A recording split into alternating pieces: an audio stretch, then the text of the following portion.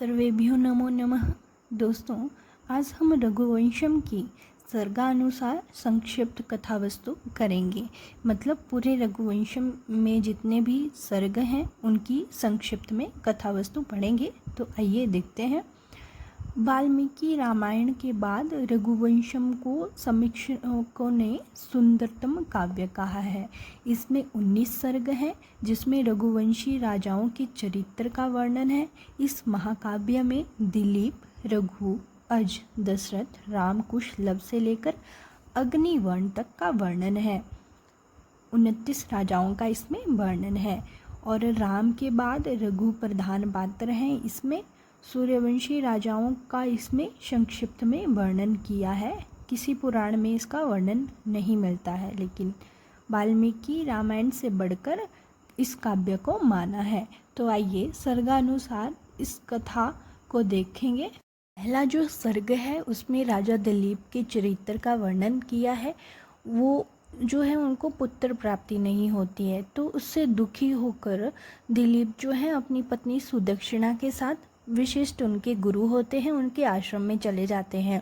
वहाँ पर विशिष्ट गुरु उनको नंदिनी की गौ सेवा करने के लिए कहते हैं। फिर दूसरे सर्ग में वे गौ भक्ति का वर्णन करते हैं और इसमें क्या होता है कि जो दिलीप राजा है वो नंदिनी की खूब सेवा करते हैं। लेकिन एक बार 21 दिनों के बाद क्या होता है कि हिमालय की गुफा में नंदिनी प्रवेश कर जाती है और उस पर जो है वो सिंह आक्रमण कर देता है और उस नंदिनी को बचाने के लिए वो अपने प्राणों को अर्पण कर देता है। और जो नंदिनी है वो उसकी परीक्षा ले रही होती है। इससे वो आनंदित हो जाती है, यानी वो नंदिनी प्रसन्न हो जाती है उसकी सेवा भाव को देखते हुए। और परीक्षा में पास वे हो गए थे दिलीप। तो उसके बाद उन्होंने उनको पुत्र प्राप्ति का आशीर्वाद दे दिया। राजा को उन्होंने, नंदिनी ने अपना दूध पीने के लिए कहा और राजा आश्रम में लौट भी आते हैं और गुरु को सारा वृत्तांत सुनाते हैं और पत्नी के साथ गाय का दूध पीते हैं और वापस राजधानी लौट जाते हैं। और इसी के पश्चात तीसरे सर्ग में रघु की उत्पत्ति होती है। मतलब नंदिनी के आशीर्वाद से ही रघु की उत्पत्ति होती है और वे अश्वमेघ में उनके द्वारा प्रदर्शित पराक्रम का वर्णन हुआ है। यानी कि तीसरे सर्ग में रघु की उत्पत्ति हुई है। यौव राज्य तथा अश्वमेघ में उनके प्रदर्शित पराक्रम का वर्णन हुआ है। यज्ञ की समाप्ति पर दिलीप जो है वो रघु को राजा बनाते हैं और स्वयं सुदक्षिणा के साथ तपोवन में चले जाते हैं। फिर क्या होता है, चतुर्थ सर्ग में रघु की दिग्विजय का वृतांत है और पांचवें सर्ग में रघु की दानशीलता का चित्रण हुआ है। रघु का राजकोष उनकी असीम दान वृत्ति के कारण रिक्त हो गया है। यानी रघु ने इतना दान कर दिया है कि उनका कोष जो है वो रिक्त हो गया है। और इसी समय कौत्स नामक एक ब्रह्मचारी विप्र 14 करोड़ स्वर्ण मुद्राएं गुरु दक्षिणा के निमित्त मांगने आता है। धनपति कुबेर आक्रमण के डर से स्वर्ण मुद्राएं बरसा देता है और विप्र कौत्स अभिष्ट धन लेकर राजा को पुत्र प्राप्ति का आशीर्वाद देकर लौट जाता है। छठे तथा सातवें सर्ग में रघु के तनय अज का विदर्भ राज की बहन इंदुमती द्वारा स्वयंवर में चुना जाना वर्णित है। यानी कि छठे और सातवें सर्ग में रघु के पुत्र होता है अज और एक स्वयंवर में उनका विवाह हो जाता है। तो उनकी पत्नी होती है इंदुमती।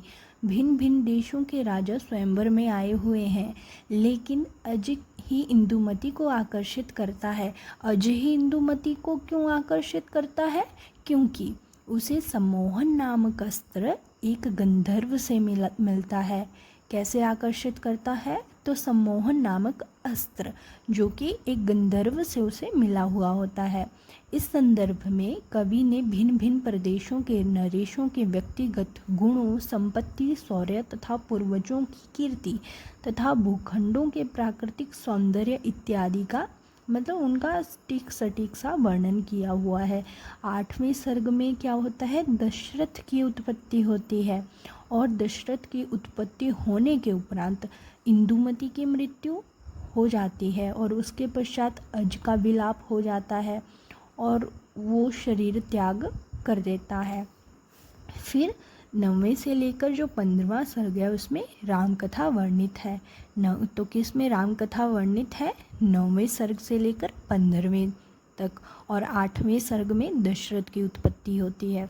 इसी तरह से 16वें सर्ग में राम के पुत्र कुश के नागकन्या कुमुदवती के साथ परिणय का वर्णन हुआ है।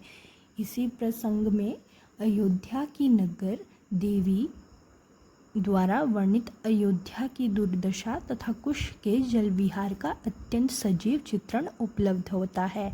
17वें सर्ग में कुश के पुत्र अतिथि का चित्रण किया गया है। तो कुश का पुत्र कौन सा था? उसका क्या नाम था? उसका नाम था अतिथि और इसका चित्रण किया गया है 17वें श्लोक में सर्ग में। और इसी तरह से जो 18वां सर्ग है उसमें 21 राजाओं का उल्लेख हुआ है। तो किस सर्ग में 21 राजाओं का उल्लेख हुआ है? 18वें सर्ग में। और जिसमें अंतिम सुदर्शन की शासन व्यवस्था का वर्णन ही प्रधान है। 19वें सर्ग में सुदर्शन के पुत्र राजा अग्निवर्ण की विलासिता एवं दुखद मृत्यु का चित्रण हुआ है। इसी स्थल पर काव्य भी समाप्त हो जाता है।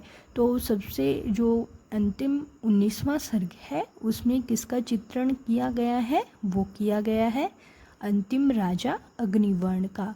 तो दोस्तों इसी तरह से रघुवंशम का सार समाप्त होता है। धन्यवाद।